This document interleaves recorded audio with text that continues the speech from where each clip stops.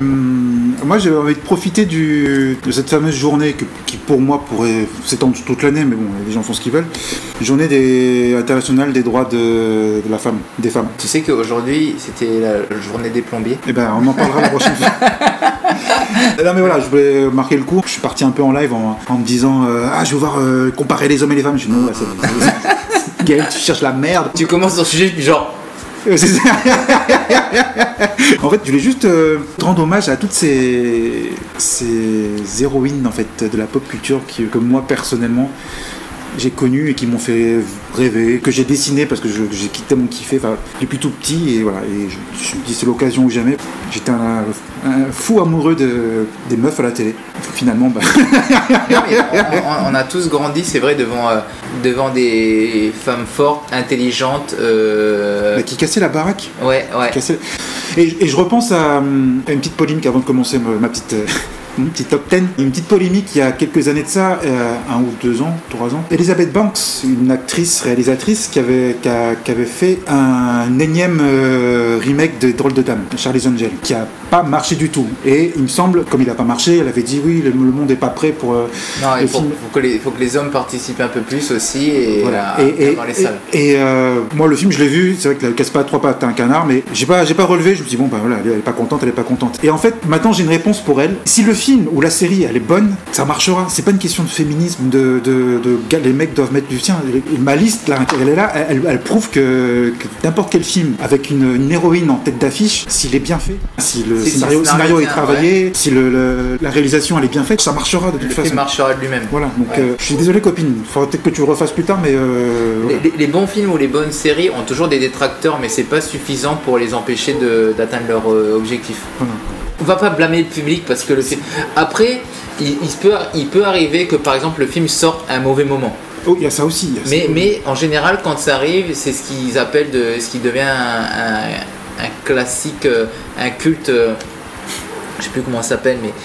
Ouais, tu vois, ouais, c'est ça, mais tu vois, le film sort, ne marche pas, mais après il se fait son culte en DVD ou en cassette par la suite. Mais parce qu'il est sorti au mauvais moment avec d'autres films à l'affiche et du coup personne n'a été le voir, ou un mauvais marketing. Mais un film, s'il est bien, ou une série, finit toujours par trouver son public. C'est ça, exactement. J'ai commencé mon top 10 avec. C'est pas dans l'ordre, hein, donc. J'ai hâte. Ah ouais, c'est un top 10 en général. En général, ouais. Elles sont toutes sur... Il y a juste la dernière que j'ai gardée en dernier parce que c'était la dernière. C'est la DS pour moi. Ah, ok. Donc la première que j'ai citée, c'est la première dans mon cœur, parce que c'est la première où j'étais fan, mais à considérer, c'était... Tu les ranges où les autres dans ton corps, hein? Ici. Là. Et c'est Buffy Summers, Buffy contre les vampires. Pour ceux qui n'ont pas connu, je sais pas comment, mais il y en a sûrement qui n'ont pas connu parce que c'était des rebelles et qui voulaient pas regarder une meuf tabasser des vampires. Est-ce que tu considérais qu'aujourd'hui ça serait l'équivalent? Il n'y a pas d'équivalent. Non, mais je parle au niveau de la... C'est compliqué. Mais au niveau de... J'allais dire de la qualité de la série ou des rebondissements de Supernatural. Moi c'était mieux. Ok. Alors pour moi c'est mieux parce que tu sens que c'est bien construit en fait, que Joss Whedon qui a créé la série à partir d'un film qu'il a vu un nanar qu'il avait fait quelques années plus tôt, et tu sens que dès le début en fait, dès la première saison, tu sens qu'il a un plan quoi. Okay. Le mec il... Ouais, alors c'est vrai qu'avec Supernatural il rebondissait un petit peu. Voilà. C'est ce que je reproche à Supernatural, c'est que ça se termine. Ah, il y a une autre saison après, enfin toi tu ils reviennent, ils repartent, voilà, ils meurent, ils reviennent, c'est okay. Voilà. Mais après ouais, tu t'aimes pas. Non. Moi ce que j'ai kiffé dans Buffy, c'est que c'est pas mes termes à moi parce qu'à l'époque c'était pas comme ça que je le voyais, mais après coup quand j'ai relu les critiques, les machins, et c'est vrai, c'est clairement ça, c'est une métaphore du passage de l'adolescence à l'âge adulte. Donc t'as Buffy et ses amis qui sont dans une école. Donc, on va remettre dans le contexte. Moi j'étais au collège avec plein de boutons, un peu grave, l'appareil. Et là je découvre la série. Katy Perry dans son clip. Exactement. Non mais voilà. Et Buffy elle arrive, machin, c'est une tueuse de vampires, mais elle a un secret, donc il faut pas qu'elle le dise. Et il y a des démons, des monstres qui attaquent l'école à chaque épisode. C'est pour dire que voilà quand t'es adolescent, t'as forcément des trucs à affronter qui sont insurmontables, mais qui arrivent quand même parce que c'est des petites choses de merde, tu vois, mais. C'est ça que je kiffais. Tu te projettes forcément dans n'importe quel personnage de la série. Et Buffy, la nana qui va se battre en chaussures à talons, machin, parce qu'elle reste féminine quand même, tu vois. Elle a pas le choix, c'est une tueuse de vampires. Elle a été élue. Il y a un vieux bibliothécaire anglais qui est venu, qui lui a dit toi, tu seras tueuse de vampires. T'as pas le choix, c'est comme ça. T'as de la force, tu sais manier le pieu, donc vas-y, va dégommer du vampire et sauve le monde. Et du coup, la pauvre, elle se retrouve obligée de faire ça. Donc tu subis ça. En fait, tu subis avec elle le truc et tu fais putain, mais Est-ce que tu penses que quelqu'un aujourd'hui qui regarde toutes les séries sur Netflix, si tu lui dis regarde Buffy, ça a très bien vieilli, tu peux regarder ça et s'accrocher à la série?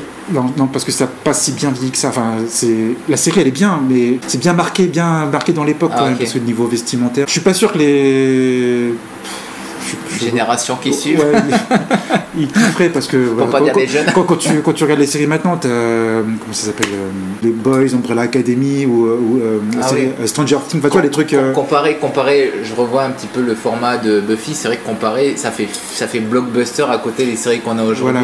Voilà, à part pour la première saison, il y a 7 saisons et les 6 saisons qui suivent, c'est genre 24 épisodes. Enfin, toi, c'est complet quoi. C'est badass, une vingtaine d'épisodes à chaque fois. Mais c'est prenant. Et si vous avez l'occasion, regardez. En plus, c'est drôle. Il y a des bons moments bien comiques. T'as des scènes, t'as des épisodes, mais vraiment bien travaillés. Non, mais voilà. Sarah Michelle Gellar, divine. Voilà, ma number 2. Je vais essayer d'accélérer un peu là parce que ça va être long sinon. Ma number 2, c'est pas une combattante, mais presque. C'est Juno MacGuff du film Juno. Ah, Emily Page? Non, Elliot Page. Non, mais à ce moment-là, elle s'appelait Hélène. J'avais un petit crush pour elle. Maintenant, il s'appelle Elliot. J'avais un petit crush pour elle, mais j'ai pas de petit crush pour lui.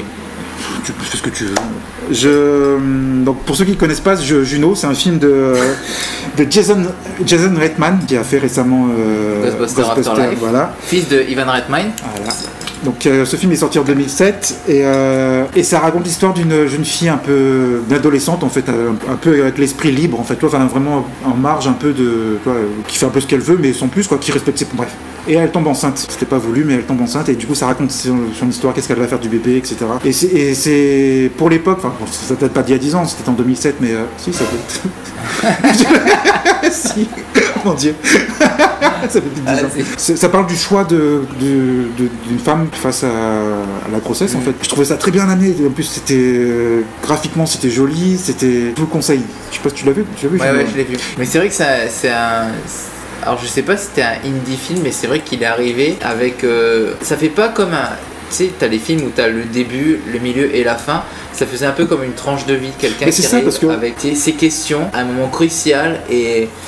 En plus le film est découpé comme ça en saison en fait. Quand tout à l'heure je disais graphiquement il est bien, c'est que des fois il y a des rajouts de... Par exemple Summertime, toi, ils rajoutent, voilà, c'est la période de l'été, de l'automne, machin, et c'est ça en fait. Oui, c'est ça, c'est des moments et c'est pas juste on se rencontre et puis voilà, c'est édité de manière à ce que on arrive à une belle fin. Non, c'est qu'est-ce qui peut nous passer par la tête, qu'est-ce qui peut nous arriver dans la vie. Et c'est pas moralisateur, c'est vraiment parce que justement elle fait un choix et elle est pas là à dire faites comme moi. Enfin non, il n'y a pas de ça en fait. C'est vraiment comme si on avait pris une caméra, on l'avait posée dans une maison et voilà ce qui se passe. Elle fait ça, ouais, c'est vrai. Juno. Ma troisième c'est Beatrix Kiddo, alias Black Mamba. Dans Kill Bill, forcément, si j'entends quelqu'un me dire que je connais pas Kill Bill, là je peux plus rien faire pour vous. Kill Bill de Quentin Tarantino, volume 1 et 2, sorti en 2003 et 2004. Et Beatrix Kiddo, elle est jouée par Uma Thurman. Que dire de plus? Non mais voilà, pour moi c'est une combattante qui elle se fait plomber la gueule, la cervelle. Elle est pas morte, elle se réveille et là le... Pure vengeance. Pure vengeance. Je suis pas là pour en plus elle était enceinte et là, elle se réveille genre de 5 ans après, ou 4 ans après. Là, je vais tous vous niquer la gueule quoi. Et en termes de vengeance... Elle n'y va pas de main morte. Numéro 4. Une autre qui m'a marqué à la télé, c'est Xena. Xena, une princesse guerrière qui défonce tout au temps de la Grèce antique. Avec son petit frisbee là. Voilà, elle est interprétée par Lucy Lawless, qu'on a vu par-ci par-là dans des séries après, mais... c'est son rôle mémorable ça. Voilà, ouais. et pour ceux qui ne connaissent pas, donc, Xena, c'est une guerrière... c'est une ancienne chef de guerre, elle a tué pas mal de monde et elle décide, après avoir rencontré Hercule, elle décide, voilà, maintenant je vais faire le bien, je vais me racheter une machin, et du coup, voilà, ça suit ces aventures-là, un peu de rédemption en fait, et accompagnée de sa fidèle acolyte Gabrielle. Dans la série, on trouve des Amazones, des êtres, des dieux, voilà. Ça reste une série, mais moi, elle m'a vendu du rêve. Ah, mais carrément. Hercule et Xena, c'était les séries où c'est con, mais gamin, c'est ce qui m'avait marqué. C'était qu'il y avait beaucoup de trucs en extérieur, et à la fin, je voyais le générique, c'est tourné en Nouvelle-Zélande. Ouais. Et c'est le truc que je kiffais parce que t'avais 36 séries, tu sais, qui étaient jouées dans des villes ou des trucs comme ça, et là, c'était des étendues, tu sais, de montagnes, de forêts, la terre bien boueuse. Non, j'étais content quand il y avait le début de la série. Tu te rappelles comment est-ce qu'il disait bonjour?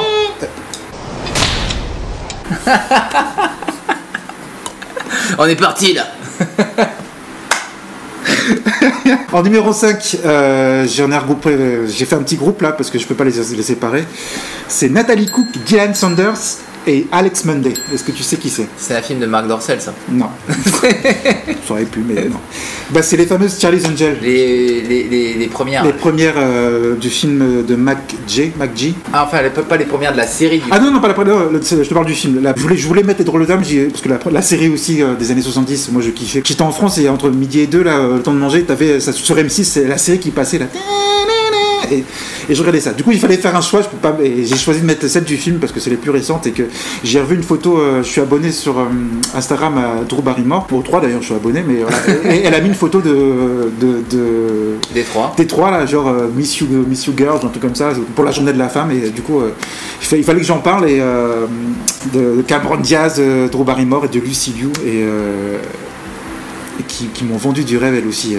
Je sais pas toi, c'était en 2000. Je l'ai pas vu parce que c'est pas honnête. Enfin, je trouve les 3 actrices super, mais je les voyais pas dans ce combo là en fait. Ok, je vois ce que tu veux dire, mais en fait ça match, mais ça match sévère en fait. Ça match les trois ensemble, les trois ensemble. En plus, c'est des 3 copines en fait qui sont détectives et qui résolvent des affaires, tu vois, et en même temps elles se battent et tu vois qu'elles ont du fun à le faire et je trouvais ça déjanté en fait. Une bonne alchimie entre les 3 actrices. Ah ouais, carrément. Okay. Et le petit truc en plus par rapport à la série télé, c'est que dans le film il n'y a pas d'armes, elles se battent uniquement à main nue, et voilà, c'est juste le truc en plus, c'est que du coup il y a des scènes d'action vraiment pas mal. Et j'ai vu un documentaire sur la réalisation du film et elles sont vraiment entraînées comme des sauvages quoi, et elle disait même maintenant je fais peur à mon mec parce que je peux lui casser un parpaing sur la gueule, enfin tu vois, peut-être plus maintenant, mais voilà, en tout cas à l'époque elles ont envoyé du lourd et j'étais avec en plus la bande son qui déchire bien. Non, franchement c'était un bon remake de série, et il n'y en a pas tellement des remakes de série en film qui fonctionne, et là il y avait un parti pris qui était bien intéressant. Ma 6e dans mon top là, c'est Jackie Brown du film Quentin Tarantino. Si je l'ai, non mais là tu me fous mal là. Quentin Tarantino, Jackie Brown.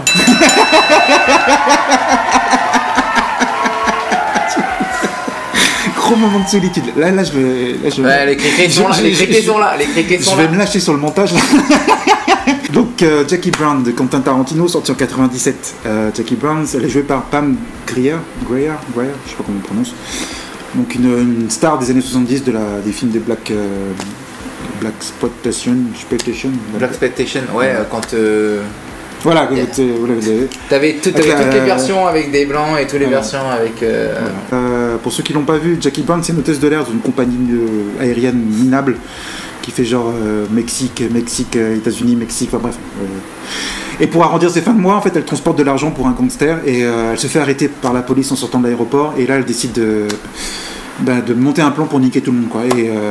Et c'est un peu un film, quoi. C'est un film policier, mais franchement, c'est. Tu vois la meuf qui a envie de s'en sortir, quoi, parce qu'elle n'a pas la vie qu'elle voudrait, et là elle décide, bon allez, c'est maintenant ou jamais, tant qu'à avoir un pied en prison, autant tenter le tout pour le tout, et donc du coup ça raconte là tout ce... Quentin Tarantino, t'as une histoire, t'as plusieurs histoires en même temps, mais c'est une même histoire, mais t'as plusieurs points de vue Et donc dedans il y a Samuel L. Jackson, Robert De Niro et plein d'autres. Je laisse voir et revoir. Je suis en train de penser, juste, non mais parce que j'y pense, c'est vrai que j'avais jamais capté ça, mais à quel point Tarantino met quand même les femmes sur un piédestal quand il peut les mettre. C'est la deuxième de mon top 10 donc. De Tarantino, mais c'est vrai que quand il peut en tout cas, et il y avait l'autre aussi, Death Proof, avec la cascadeuse de Uma Thurman. Oui. Tu sais, c'est. Lui, il cherche pas, tu sais, ok, il me faut un gars ou il me faut. Non, ok, toi tu fais l'affaire, ok, vas-y, monte. Non, franchement, il sait les mettre en valeur et même si voilà, c'est pas tout le temps l'héroïne du film, enfin, elle a sa place dans le film, elle a sa place dans l'histoire et il sait franchement. Il y a un petit truc pour les pieds aussi. Oui, un tout petit truc. un orteil de. Donc en 7, là aussi j'ai fait un tir groupé. Je pouvais pas les séparer. C'est si je te dis Jen, Suki et Alex. Suki, ça me dit quelque chose. En fait, j'en ai déjà parlé à la fin du premier confinement quand elles sont issues d'un film avec Jack Nicholson. Ah. Les sorcières d'Estoic. Voilà, et que j'ai revu il y a pas longtemps, il est repassé il y a pas longtemps sur Arte. Et je me lasse pas de ce film, donc pour ceux qui l'ont pas vu, je vais pas revenir là-dessus, vous regardez les épisodes précédents. On vous mettra dans la description les trailers de tout ça. Oui. Et vous ferez votre idée. Les sorcières d'Estoic, à regarder, à revoir. Un film de George Miller, petite parenthèse. Mad Max. Sorti en 87. Et Babe. En 8. Je pouvais pas l'oublier, c'est Ellen Ripley. Ah, mon cœur de beurre. Ah là là là là. Je pouvais pas Cette femme fatale. Ceux qui se disent mais c'est qui déjà, c'est l'héroïne des. Attends. Personne ne nous entend crier dans l'espace. Là je crie, mais je suis dans l'espace donc. Waouh. Comédien. Il nous a appelé le réalisateur, il a fait les gars, c'est de la merde. On va pas la refaire, ça sert à rien. Non. Du coup, là, c'est l'héroïne de 4 films Alien, donc de 79, si je ne me trompe pas, à 97. Donc, le dernier, c'était Jean-Pierre Jeunet, Alien la Résurrection. Donc Alien, le retour, et Alien 3, je crois, tout simplement. Hein. Je crois que c'était Alien 3. Voilà, donc c'est une femme qui lutte pour survivre, quoi. Contre des camps, putain. Elle, en mode. Là, tu vois que l'instinct de survie, ça pèse beaucoup, et quand t'en veux, enfin, toi, quand tu veux survivre et que. Ce qui est cool, c'est l'évolution qu'elle a dans le film, dans la série d'Alien. Ouais. C'est qu'elle démarre en tant qu'un petit peu de, comme tout le monde, effrayée, et qu'au fur et à mesure, tu sais, Mais c'est vrai que c'est un personnage féminin qui a eu un arc complet. Je pense que Sigourney Weaver, l'actrice, elle a pu s'éclater avec ce rôle. Enfin, j'imagine. J'espère pour elle en tout cas elle passe comme tu as dit, de la victime, personnage lambda, la victime entre guillemets, parce que elle est victime de ce que l'alien fait dans le vaisseau. Dans le 2, elle est presque paramilitaire parce qu'il y a toute l'équipe. Enfin, tu vois, dans le 3, c'est un peu plus psychologique, un peu plus torturé, un peu plus machin. Et dans le 4, c'est carrément. Dans le 4, elle est plus mec que les mecs. C'est ça, ouais. Non, mais voilà, c'est Ellen Ripley. Ellen Ripley, ouais. Bien nous sauver. J'aime Sigourney Weaver, j'adore cette actrice. En plus, ouais. Elle est géniale.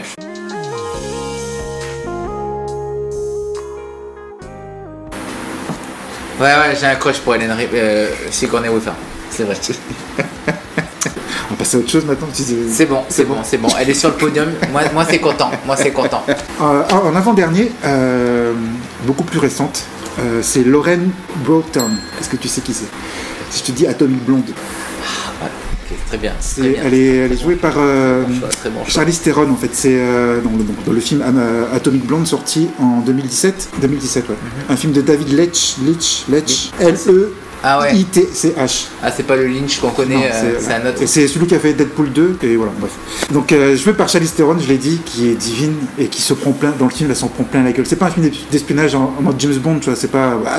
Elle arrive, c'est une espionne, certes, mais en plus, ça se passe en 89, la chute du mur de Berlin, elle est envoyée en mission à Berlin. Le film est super classe, le film, en fait, parce que. Esthétiquement, il est. Et même au niveau de la façon dont elle, tu sais, quand elle se prend des branlées et qu'après tu la vois dans son bain en train de siroter de la vodka, je dis c'est comme ça qu'un être humain réagit. Tu sais, James Bond, on le voit de temps en temps, oh il a l'air malheureux, bouh bouh bouh, tu vois. Il pleure pendant les 30 premières minutes du film, puis après hop, c'est bon, il est redevenu James Bond. Non, là, c'est en plus. Elle a des hauts, elle a des bas dans le film. Putain de Robert Noir. C'est dans ce film-là où elle s'est fait péter des côtes ou se péter une dent. Elle a un truc comme ça. Je sais que ça lui est arrivé. Je crois que elle s'est fait péter des côtes. Ah merde. Ouais. Ah bah il y a des fortes chances parce que l'entraînement, je crois, justement pour le.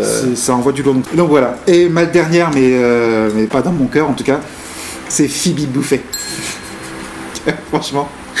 Qui c'est Phoebe Buffay? C'est l'un qui pose la question, mais Tu sors ta guitare et tu fais ring. Tu pues le chat, tu pues le chat. Voilà, donc c'est un des personnages de Friends que je ne présente plus. Enfin, si, il faut que je le fasse quand même pour le principe. Série qui a duré 16 ans, de 94 à 2004, donc c'est pas négligeable. Et Phoebe, pour moi, c'était la petite lumière. La petite lueur d'espoir dans le... Non, je dis n'importe quoi, mais c'était mon personnage préféré dans le... Il y avait d'autres, il y avait Rachel ou Monica, mais pour moi, je kiffais cette naïveté, elle était à la fois naïve, candide, anticonformiste, joyeuse. Elle avait les choses qu'elle défendait. Voilà, ouais, et avec des convictions et qu'on a bavé dans la vie, mais qui reste toujours... Toi qui prends ça comme des anecdotes, en fait, tu vois.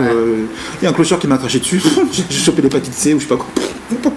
Et elle continue, et franchement, elle est toujours avec des répliques qui tuent ça. Maintenant, il n'y a plus d'effet de surprise. Il y a encore, parce que je regarde une fois par an, donc des fois j'oublie des trucs, tu vois, et puis encore maintenant, je rigole, quoi. Je rigole quand elle parle, parce que c'est... Phoebe, c'est Phoebe. T'as besoin qu'elle existe. Oui. T'as beau te dire, ah mais... Enfin, moi j'ai à peu près ce parallèle-là, c'est avec mon oncle Charlie. C'est que t'as beau te dire, ah bah, il est comme ci, il est comme ça. T'as besoin de voir la personne à l'écran pour te dire... Oui, c'est ça. Ah, là, dans toute sa splendeur. C'est limite indescriptible. Ouais. T'as les répliques et tout ça, tu pourrais les sortir 36 000 fois, mais elles lui appartiennent à elle. Il faut que ce soit elle qui les fasse, parce que t'as le personnage qui va avec. Et dans une petite parenthèse... on a tous fait ça avec notre bande de potes. Mais toi, t'es qui, toi, si tu sais vrai? Bah, moi, je serais Monica, moi, je serais Chandler. Et moi, je suis le gros tout nu en face. moi, je suis Richard. Magnum. Là, mais voilà, et rarement, déjà, rarement, j'entendais des filles dire, moi, je suis Phoebe, déjà d'une. Et le peu de fois quand j'entends dire, moi, je suis Phoebe, ben, ça collait pas, en fait, parce que je connais personne qui pourrait être Phoebe. Pour incarner Phoebe. En fait, Phoebe, c'est une part de nous qu'on a. C'est ce que tu décrivais, c'est cette part de nous. Oui, bah, peut-être, ouais. C'est cette naïveté, c'est des fois défendre des choses qui sont indéfendables. C'est cette force-là où En fait, le moment où tu es de bonne humeur et tu n'as aucune raison, mais c'est juste à 2 neurones qui souchent et tu fais oh yeah! Oh yeah! Voilà. Donc voilà, c'était mon top 10. J'espère que ça vous a parlé. Et que si vous en avez des top 10, des meufs comme ça, dans des séries ou dans les films qui vous ont marqué, que je n'ai pas cité, parce que ça arrive, je ne suis pas. Toi, par exemple, t'en as une là en tête que j'ai pas citée? Ah, mais moi, je suis encore resté sur Sigourney Weaver. C'est bon.